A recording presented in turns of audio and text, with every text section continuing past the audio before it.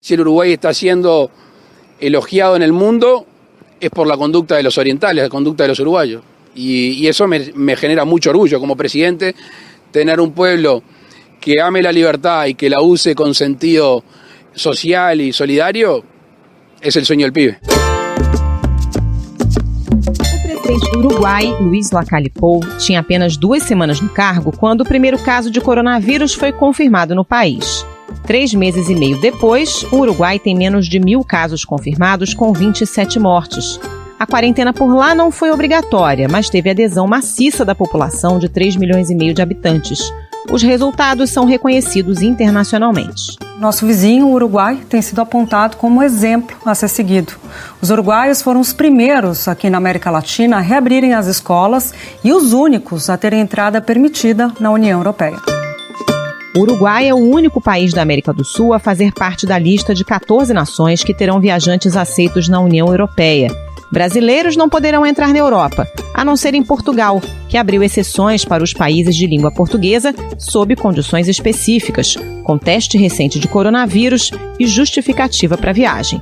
O descontrole da pandemia no Brasil também preocupa as autoridades uruguaias, como o ministro da Saúde Pública, Julio Salinas. Nós pensávamos que era muito importante o conceito de considerar a las ciudades binacionales y a la frontera como una unidad sanitaria y epidemiológica. No considerar, como el virus no reconoce de fronteras ni de cosas así, solo reconoce lugares donde hospedarse. Nas últimas semanas, um foco da doença foi registrado na fronteira com o Brasil, na cidade uruguaia de 33.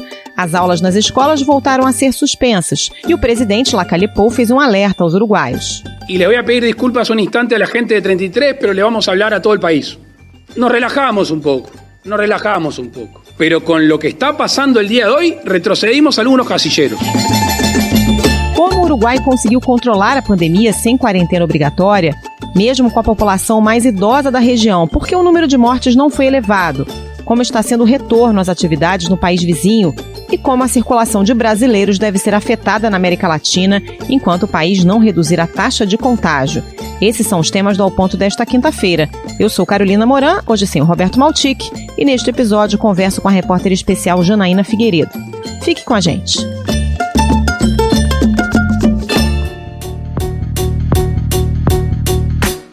Janaína Figueiredo, por que é que o Uruguai é o único país sul-americano nessa lista seleta aí de 14 países com viagens liberadas para a Europa? Qual é esse exemplo que vem do Uruguai?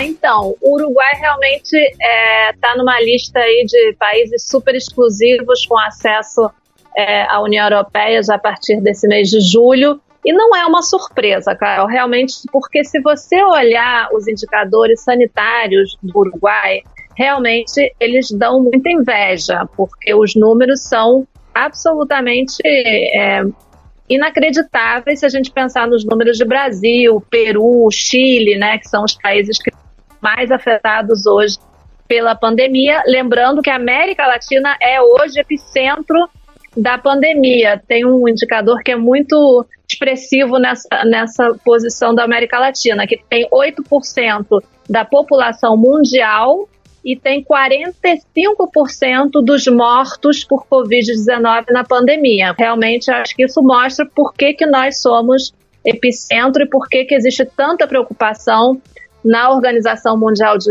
da Saúde e também na Organização Pan-Americana da Saúde, que nos últimos dias fez um chamado de atenção, um alerta, dizendo que se os governos não adotarem medidas realmente baseadas nos dados epidemiológicos, né, e seguirem as orientações dos comitês científicos, da epidemiologia, da infectologia, a região, incluindo os Estados Unidos, que também é epicentro, poderia ter mais de 400 mil mortos por Covid-19 nos próximos 3 meses.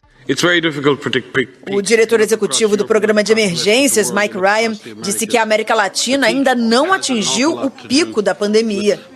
Perguntei especificamente sobre o Brasil. Ele foi claro, o pico depende da ação, e também a altura, a duração e a queda dele.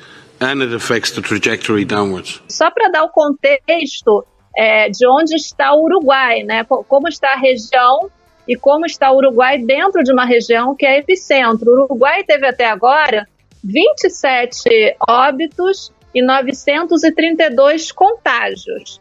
É um país pequeno, claro, tem 3,5 milhões de habitantes, mas é um país que reagiu muito rapidamente no começo, né, da pandemia. Quando foi registrado o primeiro caso, no dia 13 de março, eu estive no Uruguai 9 dias antes. No dia 4 de março eu ainda estava lá e voltei para o Brasil. Já se falava da pandemia, mas ainda não tinha nenhum caso. Enfim, era o começo ali do novo governo do Luiz Lacalle Pou. No dia 13 se confirma o primeiro caso. No dia seguinte, o Lacalle Pou, que tinha 14 dias como presidente do Uruguai, fechou as escolas, fechou as fronteiras, proibiu eventos públicos que significassem aglomeração de pessoas e fez um discurso muito sólido e muito responsável para a população, se dirigiu à população explicando o que estava acontecendo e implementando um isolamento que não foi obrigatório.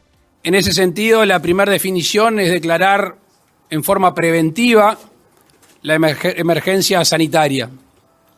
Em segunda instancia, vamos a proceder a un cierre parcial de fronteras. Mas a posição do governo foi tão firme e foi tão enfática sobre a necessidade de atuar rapidamente, respeitar as orientações da Organização Mundial da Saúde, que a população uruguaia, que é uma população muito educada, né, a educação do Uruguai, assim como da Argentina, são superiores à do Brasil, sabemos disso, foi uma população que reagiu muito bem, com muita consciência social sobre o que estava acontecendo. Então, respeitaram, na sua grande maioria, as orientações do governo. E outros fatores explicam também por que o Uruguai conseguiu conter a pandemia. Os primeiros casos foram registrados em pessoas das classes mais altas, classes bem altas do Uruguai, que rapidamente se trataram.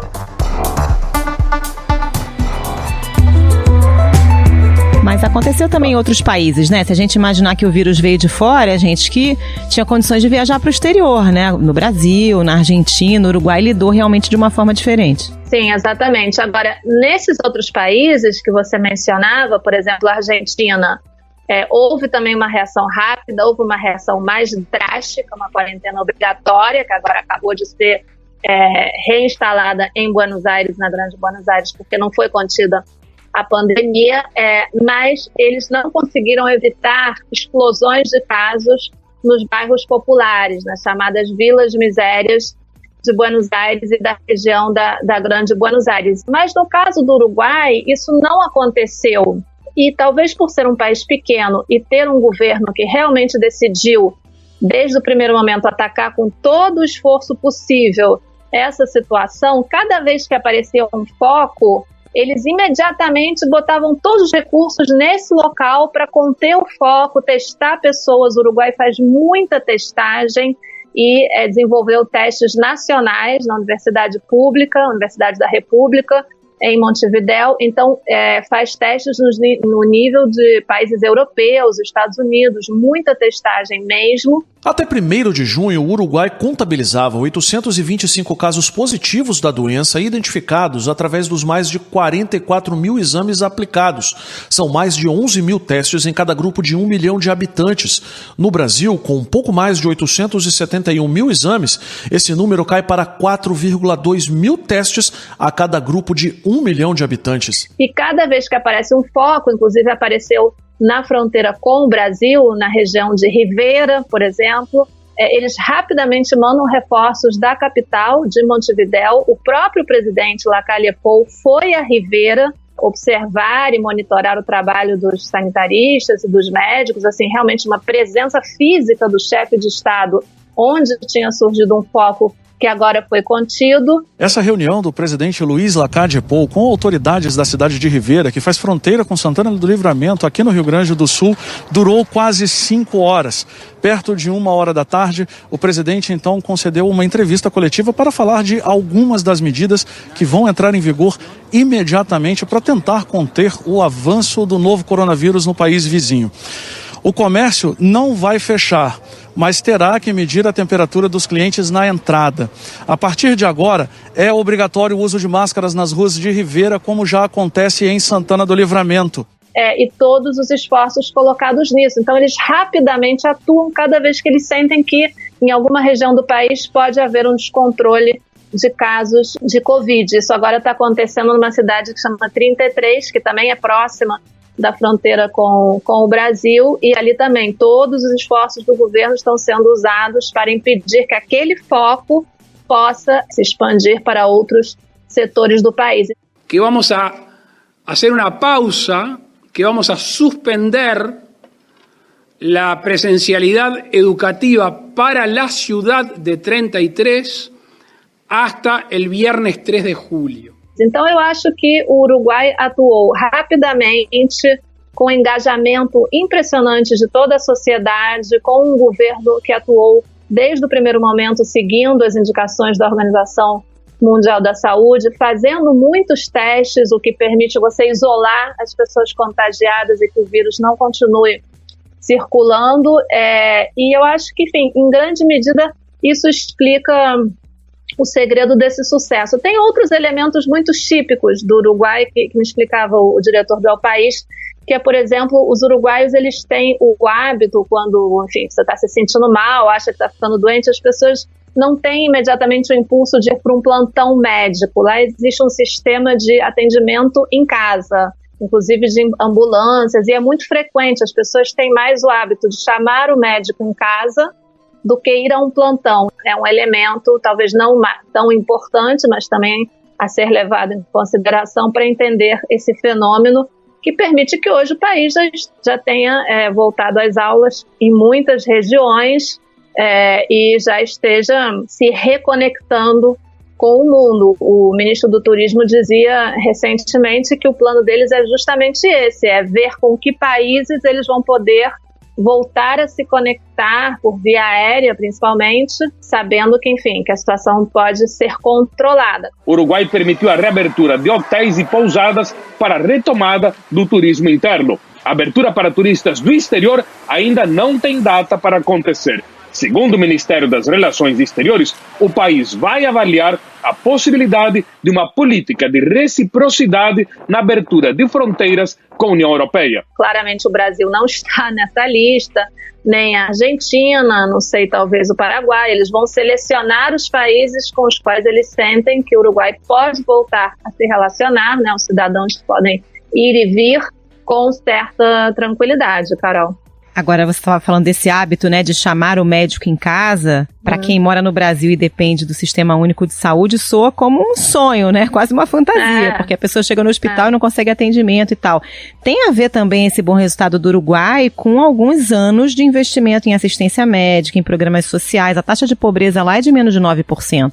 Tudo isso ajuda também, né? Sim, claro. Obviamente, se você falar com os uruguaios, eles vão se queixar e vão dizer que a situação piorou nos últimos anos, e não é por acaso que a direita voltou ao governo esse ano, depois de 15 anos de governo de esquerda. A eleição de Luiz Lacalle Pou dividiu o país ao meio. A maioria que o elegeu foi uma maioria apertada, mas que queria mudanças após 15 anos de governo da Frente Ampla, a coalizão de esquerda. Mudanças, por exemplo, na segurança pública e no emprego. Mas tudo é relativo, né? Obviamente, comparados com indicadores de outros países, por exemplo, a Argentina está caminhando para uma taxa de pobreza de 50%, a mesma que a gente viu na crise de 2001, 2002, quando teve o confisco, o calote, aquela confusão toda. A Argentina está caminhando para um buraco muito profundo. Comparado com a Argentina, o Uruguai tem realmente indicadores de dar inveja, tem uma saúde pública de qualidade, particular também, obviamente, mas eu acho que tudo isso ajuda, né? Como eu dizia, você tem uma população mais educada, né? Em termos gerais, uma educação que chega a quase toda a população. O Uruguai tem uma baixa taxa de analfabetismo, tem escolas públicas muito boas, então isso também permite com que você possa criar uma consciência social sobre a pandemia, coisa que a gente não está vendo no Brasil, e com proteção social também, né, Jana? Porque aqui no Brasil tem gente que tem consciência da pandemia, mas não consegue ficar em casa, né? Acho que é uma outra realidade, né? Sim. Não, o Uruguai também adotou rapidamente medidas de proteção do emprego, o Estado começou a pagar uma parte dos salários também para evitar demissões e evitar que as pessoas tenham que sair para trabalhar. Assim, por exemplo, as empresas podiam suspender os trabalhadores, mas eles não deixaram de receber os salários, porque aí o Estado entrou, né, interveio e deu um reforço para que as pessoas continuassem recebendo seus salários. É um país que financeiramente tem aí suas dificuldades, tem seus desequilíbrios fiscais, como toda a região, tem a economia desacelerando, como toda a região, mas acaba de emitir bônus no mercado internacional com juros inferiores a 10% em dólares. Então, assim, é um país que está numa situação muito mais estável e que vem já nos últimos anos, como você dizia, implementando políticas sociais muito, muito fortes, né? O governo da Frente Ampla, que foram 15 anos de governo da Frente Ampla entre o governo do Mujica e os dois governos do Tabaré Vázquez, fizeram um investimento em política social muito grande. O último governo do Tabaré já não tanto, um pouco por isso também acabaram perdendo as eleições e a direita retornou ao poder, mas porque o Uruguai já estava numa situação mais complicada. O Uruguai é vizinho da Argentina, as crises na Argentina têm um contágio imediato e a situação se complicou.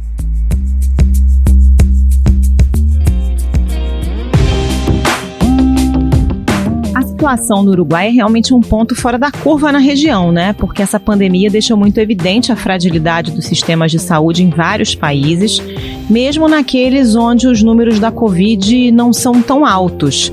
Esse resultado foi obtido com lockdown, com fechamento de fronteiras, justamente porque os sistemas de saúde não dariam conta de atender os pacientes dessa pandemia, né? Eu acho que o que essa pandemia mostrou para muitos países da América Latina, o caso peruano, por exemplo, é um caso que me impressionou muito.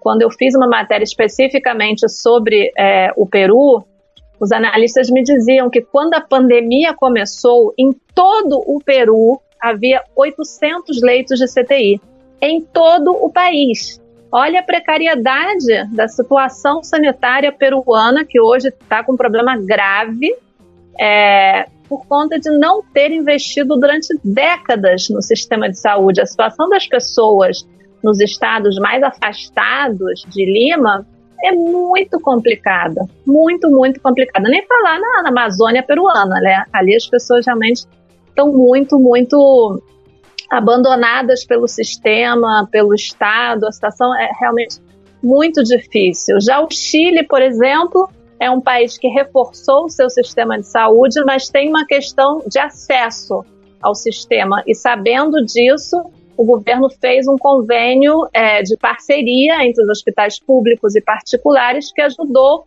um pouco a conter a explosão de casos que eles estão tendo nesse momento. Quer dizer, se não tem vaga no hospital público, a pessoa vai para um hospital particular porque existe esse convênio. O Chile estava numa situação melhor do que o Peru, mas outros países, Equador, tem um sistema de saúde muito precário, muito, muito precário. O Paraguai, por que o Paraguai imediatamente fechou suas fronteiras? Porque eles estavam recentemente se recuperando da epidemia de dengue, que fez um estrago enorme no Paraguai, e aí já imediatamente veio a pandemia da Covid-19. O governo paraguaio entrou em pânico, porque eles têm um sistema sanitário mínimo, que não tem capacidade de enfrentar uma pandemia. Então, eles rapidamente fecharam as fronteiras, principalmente com o Brasil. Uma cena rara na fronteira. Rodovia, alfândega, Ponte da Amizade. O vazio na fronteira mais movimentada do país. E fizeram ali uma quarentena rigorosa com militares nas ruas, porque eles sabem que o sistema de saúde deles é muito, muito limitado. Não tinha a menor condição de enfrentar essa pandemia. De fato, foi tão rígida a quarentena dele que eu vou te falar, aqui eles têm 16 mortos apenas e 2.191 casos de contágio. Eles conseguiram segurar, receberam muita ajuda internacional. Obviamente não é um país tão conectado, né, com o mundo, como pode ser o Brasil, a Argentina, o Chile, não tem tantos voos entre Europa e Paraguai, tem menos, mas de qualquer forma teve que ter ali uma posição muito, muito dura, porque o sistema não ia dar conta, não ia mesmo, não tinha a menor condição. Então eu acho que essa pandemia mostrou não só no Brasil, mas em todos os países da região, inclusive a Argentina está nessa situação porque não tem leito suficiente para enfrentar o aumento de casos que está tendo, que é infinitamente inferior ao que a gente vê no Brasil, mas é suficiente para colapsar o sistema de saúde de Buenos Aires e da Grande Buenos Aires. Então, acho que em todos os países ficou muito claro que o abandono da política pública em saúde, do investimento em saúde, realmente causou um estrago muito grande. Os brasileiros já não podem viajar para os Estados Unidos, também não podem viajar para a Europa e regionalmente. A tendência é que viremos párias também aqui na América do Sul e América Latina? Olha, Carol, realmente eu não estou vendo uma luz no fim desse túnel. Não estou mesmo. Sou muito pessimista e olha que eu sou uma pessoa otimista, você me conhece, mas nesse caso eu não estou vendo que os brasileiros possam circular na região no curto prazo, de forma alguma. No médio prazo, acho difícil. Acho que vai ter que passar um tempo, os números vão ter que mostrar que a pandemia está realmente contida nas principais cidades. Eu acho muito complicado. Quando eu converso com autoridades dos países vizinhos, existe pavor sobre o que está acontecendo no Brasil. A situação na fronteira, na fronteira com o Paraguai, na fronteira com o Uruguai, com a Argentina, é muito complicada. Realmente é muito complicada. Parque Nacional do Iguaçu, que foi reaberto no dia 10 de junho, no dia do aniversário aqui de Foz do Iguaçu, e estava seguindo uma série de medidas, inclusive com capacidade reduzida de atendimento, né, aos visitantes.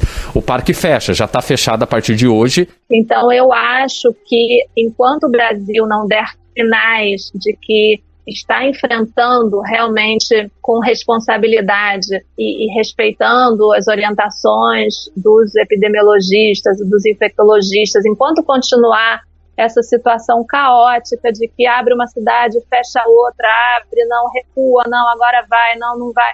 Eu acho que os sinais que o Brasil está dando para o mundo e para a região não são positivos em termos de que os brasileiros possam voltar a ter acesso a entrar a outros países. Eu acho difícil, não sei realmente em que momento isso vai começar a ser liberado. O Brasil é epicentro da pandemia, o Brasil está junto com os Estados Unidos hoje, realmente mostrando os piores indicadores sanitários. As informações que eu recebo dos vizinhos é de que as fronteiras não vão se reabrir tão cedo. Não existe perspectiva, não existe previsão alguma. E eu acho que vai demorar. Obviamente, eu não tenho como te dizer quanto tempo, mas, em princípio, a expectativa é de que isso ainda possa demorar um bom tempo. Janaína Figueiredo, muito obrigada pela participação. Bom trabalho para você. Obrigada, bom trabalho.